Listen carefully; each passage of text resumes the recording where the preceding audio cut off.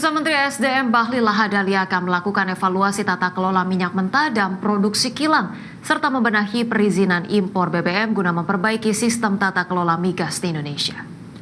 Bahlil mengaku pihaknya tidak akan lagi mengeluarkan izin ekspor minyak mentah karena seluruh kekayaan bumi Indonesia akan dikelola sendiri oleh pemerintah. Bahlil mengaku menghargai proses penegakan hukum serta praduga tak bersalah terhadap kasus korupsi tata kelola minyak mentah dan produksi kilang serta kontraktor kontrak kerjasama periode 2018-2023 yang merugikan negara hingga 193 triliun rupiah. Berdasarkan alat bukti permulaan yang cukup, tim penyidik telah menetapkan 7 orang tersangka.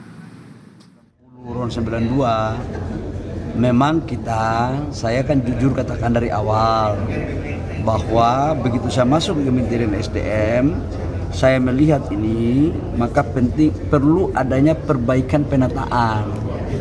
Nah, makanya sekarang di izin impor kita terhadap BBM tidak 1 tahun sekaligus, kita bikin per 6 bulan.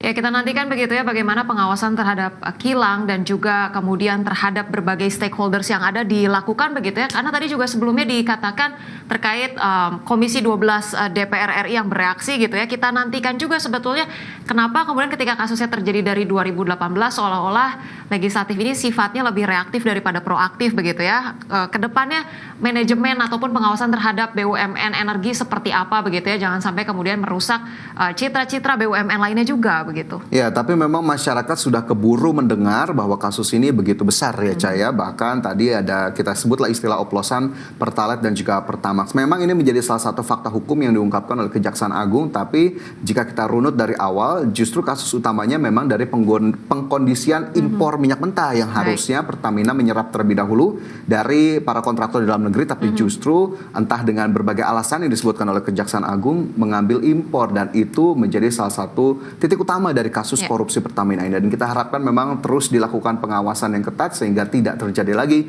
kasus serupa.